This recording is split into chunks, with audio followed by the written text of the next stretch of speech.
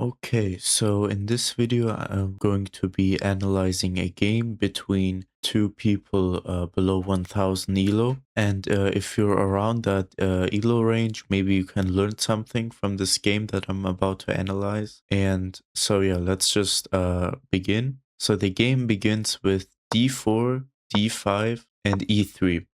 So e3 is already the first move that is not ideal to play because it blocks in the bishop. The real problem with e3 is that white never plays c4. Generally, beginners don't have this understanding that in these d4, d5 positions, the c pawns go together. Instead of e3, I would definitely play c4. And then if black, for example, defends the pawn, you develop the knight, and then you get the bishop out first, and then you play e3, so that the bishop is outside the pawn chain. Okay, not the end of the world though. Knight c6, yeah, again, black needed to push the c pawn, but they just don't see it. Whenever you play d4, d5, you also have to always know that the c pawn can also move forward. Instead of knight c6, probably c5 is better, or even just knight f6 first and then c5. Okay. Yeah. So white went for a g3 bishop g2 setup, fianchettoing the bishop on g2 on this diagonal. I don't think it's really needed to do that because the light squared bishop is completely fine on this diagonal. In fact, if you would have played c4, then the bishop could recapture the pawn. If you really want to fianchetto a bishop, it would have been this one because it's blocked behind the pawn chain. Okay, anyway, e5. e5 is actually a good move. It's the best move, and it strikes in the center. If white takes, black is going to take back, but white did not take. White just developed the bishop onto the square, and black pushed e4. So the idea is to block in this bishop, and now the way you deal with these pawns that are advanced like this is you need to attack the tip of the pawn chain. So right now it's d5, and if you would have played c4, yeah, you're going to hear me say that a lot of times. But it's just a very good move because if you play c4 right now and they take, you can already take the pawn on e4. And now the bishop is opened up, and this pawn is not a big deal to win back. But anyway, for some reason, white really likes to fianchetto the bishops. No idea why, but right now they're completely garbage. f5. f5 is okay, does help support the center, but I would have rather looked into developing a piece or two instead of pushing so many pawns, but okay, that's fine. So knight c3, and yeah, the problem with b3 is also that it weakens the dark squares severely. So you already have moves like bishop b4, pinning the knight to the king, and now because you have played b3, the pawn is not defending the knight. So black does exactly that, and white blocks the pin. So they played b3, but now they can't even put the bishop on b2. So that's kind of not ideal. And black played a5. I don't really think a5 is needed here. The bishop was already defended. Yeah, maybe the black thinks they're going to anchor in this bishop and have it nicely supported there. Really, you can just play a3 and then force him to take or to drop back. And they're looking to see a trade of these bishops. So black does not take though, which is actually not a bad move. But what is a bad move is playing b6, another pawn move. And now the light squares, look at the light squares. You didn't even need to defend the a5 pawn. The a5 pawn is already defended very well. So there is really no reason at all to play b6. But I mean, that's just the low elo range for you. So white took and black took, and now the best move is straight up a3. Just kick the knight out and then maybe follow that up with c4, strike in the center, maybe develop the knight to e2 and then to f4. f4 is a really nice square now because of the pawns. But instead they choose to kick the knight out with the other pawn. White forgot that when you attack the knight, you have to always ask where can it go. It could go to one of these two squares. Well, this square is covered. This square is covered. Oh, d3 is possible. And d3 actually just is straight up a devastating check. The king is going to have to move, and this very strong knight. I would be happy to sacrifice a rook for this, but black did not play knight d3 check, and instead they counterattacked the white knight. This is not a good move, obviously, because this knight is much better than this knight on a4, simply because it can go to d3 and give a check. So yeah, we just see an exchange of knights, and then white took on a5. And here, an extremely good move is to just play c5. c5 not only opens up the queen for the pawn to be taken with check, but also it just puts pressure on the pawn and takes space. It's just a good move. But yeah, black just did not take, and instead they took on b3. White took back, and now white has this passed pawn with a b pawn going together.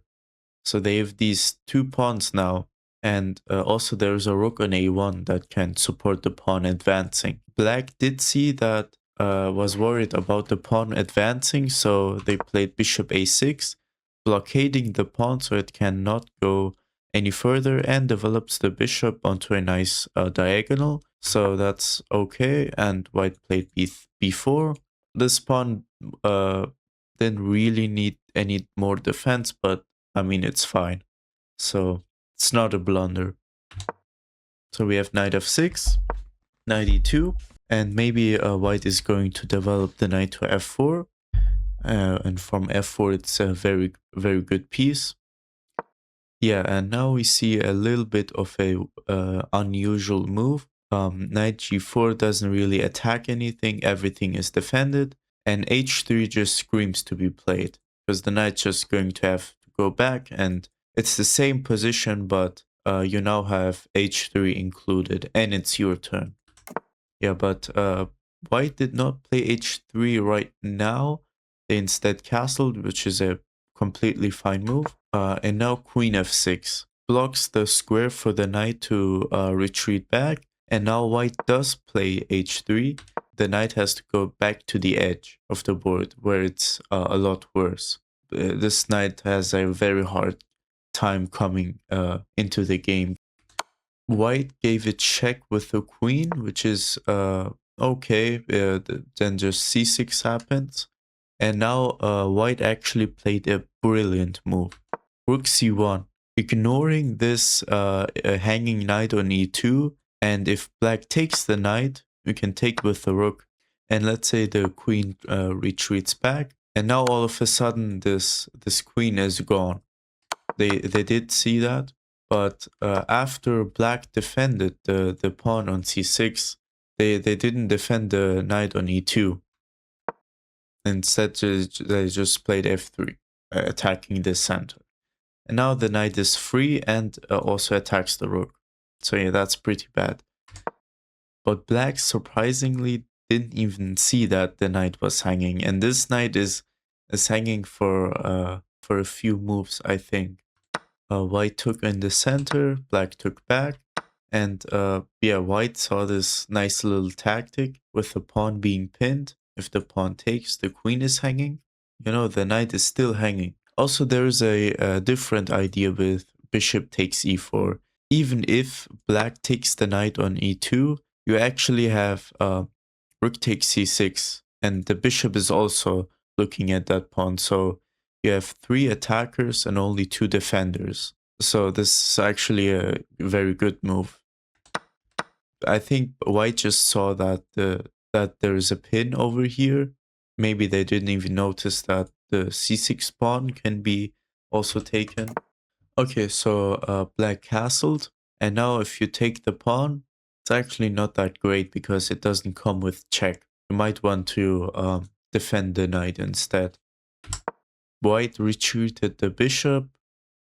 Now we have g4. And this knight is still hanging for like 10 moves, but neither of them just saw that.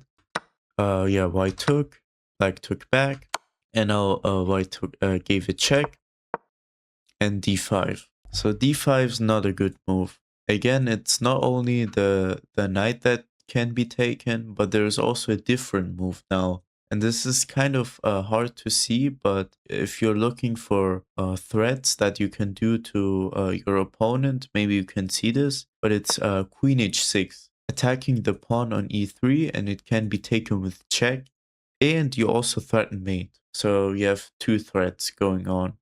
And yeah, black did not play that though, instead they took, white gave a check. Yeah, so the black king moved, and now we have a check. Black king moved again, and a queen takes h7 is surprisingly a brilliant move. You're not only threatening queen h5 checkmate, but you're also threatening knight h3 checkmate. But after black moved the rook, white didn't see that this was checkmate. Instead, they moved the queen.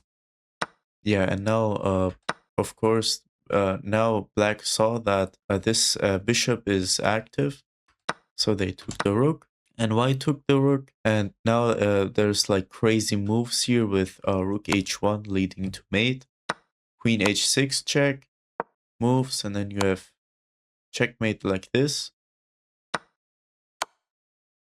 But I don't think that's a realistic move. 900s could play that. So after the queen moved, we have takes, and white took the rook. And for some reason, even if they didn't see this, black did not take back. So so black just straight up lost the rook. And black took a pawn on e3 because, well, it's a free pawn, you might as well take it. But that's a terrible move. Every tempo matters. You have these 2 weak kings that can be taken advantage of, and you're wasting your move just taking a pawn. And also this knight was better on g4 because rook h1 check, and then the queen delivering the mate. So not a good move. White took the second rook now, and yeah, black did not take the rook for some reason. Like black just lost 2 rooks straight up without any compensation. And yeah, black moved the king. We have rook h4 check. So black took the pawn on g3, and now the knight and the bishop are hanging. White needs to do something about that.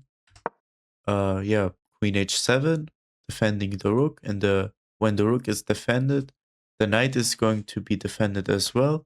You can't just take this rook.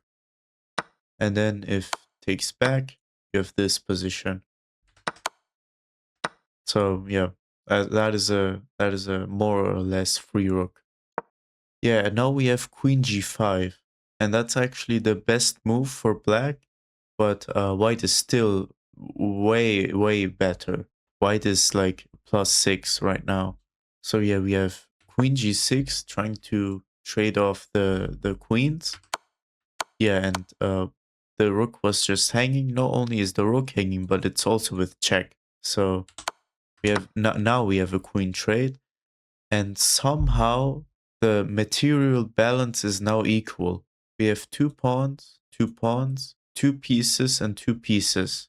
After all of this, there's no checkmate, no material gain. It's just in terms of material, it's equal, but obviously white is going to push these pawns and promote.